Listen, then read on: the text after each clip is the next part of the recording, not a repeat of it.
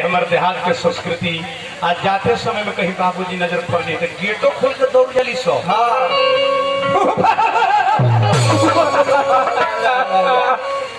जाए ना देखा बॉम्बे में रो तारी साहब ना मेकअप लगे रात्रि सो सोचे दस के रोलर से मेकअप धोआ जाए।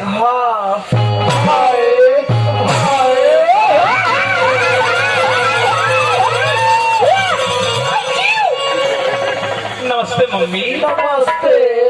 नमस्ते पापा। नमस्ते। Hi dad. मैं चल रही हूँ, बड़ी धूप हो जाएगा। केकरा के दोषी कहो, केहू दोषी नहीं है।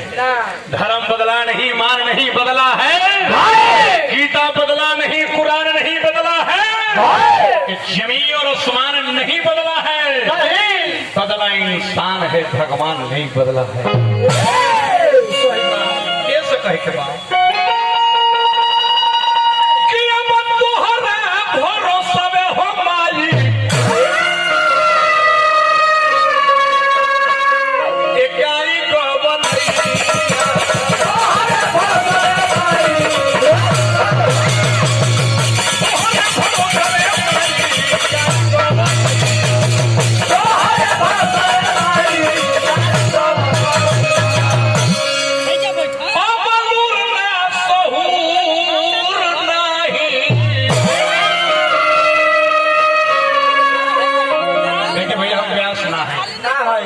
विद्वान है ना है। हम वो जगह से बड़े जहाँ भोजपुरियो भाषा ना है तो हमने के दिन भर की कुछ गावे लगले हमने के दिन मगर क्षेत्र से ले जा मगही बोला जाला।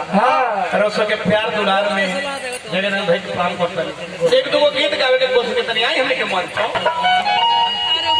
अबलूर ना सहूर नहीं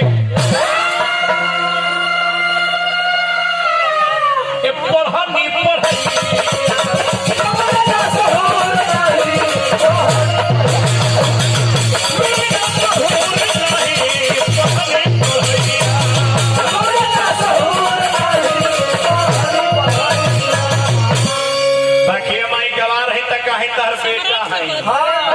आज हमारा नाम मरा जाए माई तो हमार ना जाए ना लोग के फलनिया के बेटा के नाम मरा गई पूंजी तहार माई शिकायत तहरे